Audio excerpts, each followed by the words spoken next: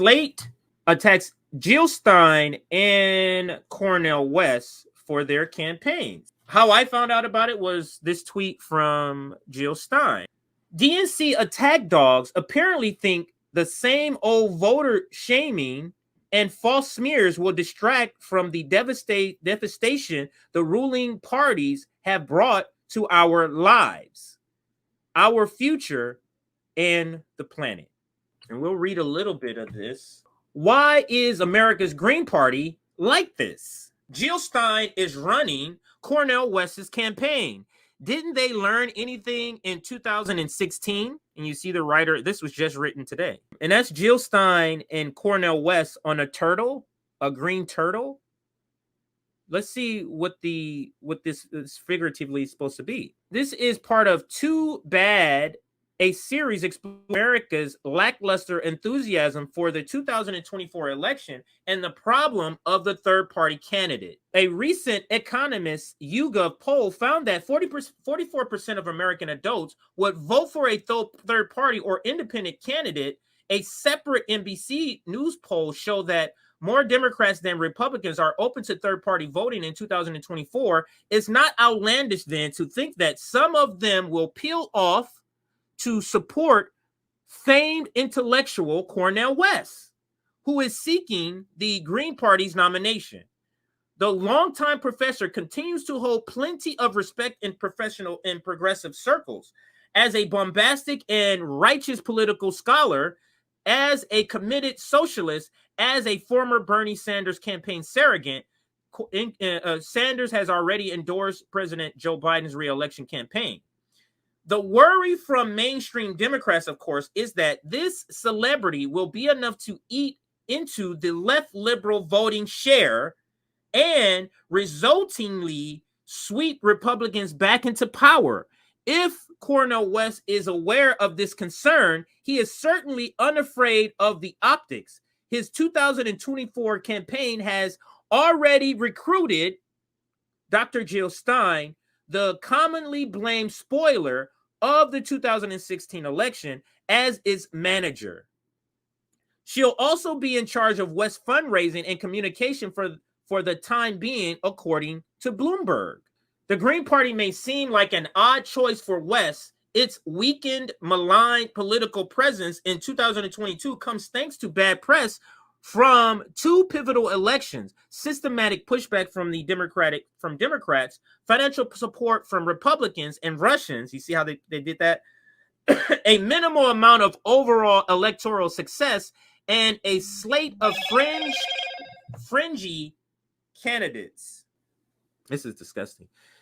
That it would end up in this state wasn't inevitable. The Green New Deal, yes, it was originally a Green Party thing, has paved the policy road to transformative global climate legislation. Green coalitions have seriously political power in Europe, and the United States' two major party leaders are historically unpopular. Now, this whole thing is a lot of just lies and propaganda in here, but let's talk about this. The Green Party's Green New Deal and the watered down version of it, promoted by AOC and some progressive Democrats, isn't the same Green New Deal. It's severely watered down. And then to say this, that this Green New Deal has paved the policy road to transformative climate legislation is a fucking joke. Because the Inflation Reduction Act, they tout these things for climate, but they don't talk about the permits, the land that's going to be, the people going to be able to extract oil from. That's also permitted in the same bill. So it's sort of like your boat is sinking, your boat is taking water. It's two of you in the boat. One is taking water from the ocean, putting it into the boat to help the boat sink, and the other is taking water out of the boat and putting it back into the ocean. That's what the IRA does. So it's not any sort of transformative policy legislation. That's absurd. And then to bring up green coalitions in Europe have political powers, the same green coalitions that's for Ukraine war? Is that what you're talking about? Like, we've done many segments on this, so let's continue. where was I? I already read that part. Especially in the light of anti-Biden fury from young voters who feel the president has reneged on his environmental promises, the lefty Greens ought to be in better straits these days. So how did they end up here? And what is West hoping to accomplish with his run anyway? Just like with all of these articles, they want to bring up how Jill Stein extracted votes from Hillary Clinton without talking about Gary Johnson extracting 3 times the votes from Donald Trump. And the other thing they miss is that they're thinking that anybody who would vote for Jill Stein would turn around and vote for a Democrat is absurd. Apparently, the party is hoping that 2024 could be different. In his post-announcement media rounds, Cornel West has made clear that he thinks that both parties now stand in the way of coming to terms with the plight of the poor and working people, end quote.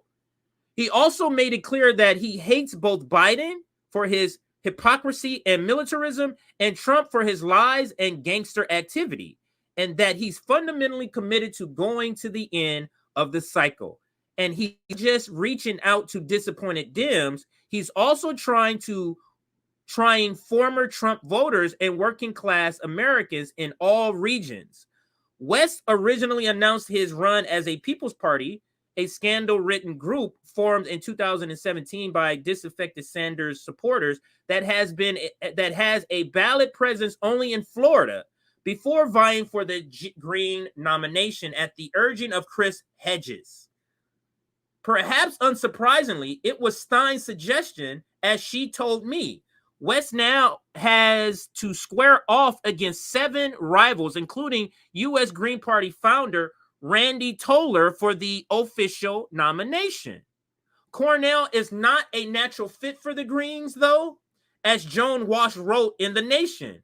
This is the same article, by the way, that says something like Cornel West should not be running for president or something like that. But here's the quote from The Nation.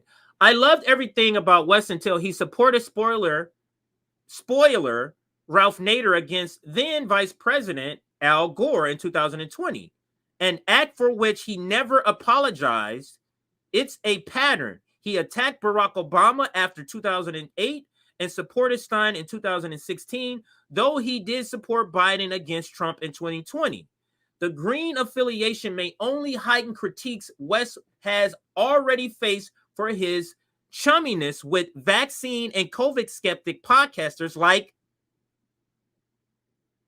Russell Brand and Jimmy Dore. His praise for bits of DeSantis' educational policy outside of don't say gay and stop woke, and his prior clashes with prominent Black figures like Obama and Ta-Nehisi Coates. And my last words on this article, I mean, it's just filled with a lot of just nonsense and lies, mistruths, omissions of facts. But we have to talk about these articles so that we can combat them. That's what we have to do, and that's the reason why I wanted to bring this up. But this is just another run-of-the-mill article trying to smear, trying to discredit the Green Party, Jill Stein, and Dr. Cornel West. This only is going to work for the vote blue no matter who people. The people who are buying that Jill Stein somehow stole the election from Hillary Clinton, the only people who's buying that are the vote blue no matter who, aka the cowbell left. You're not getting anybody new with this argument anymore.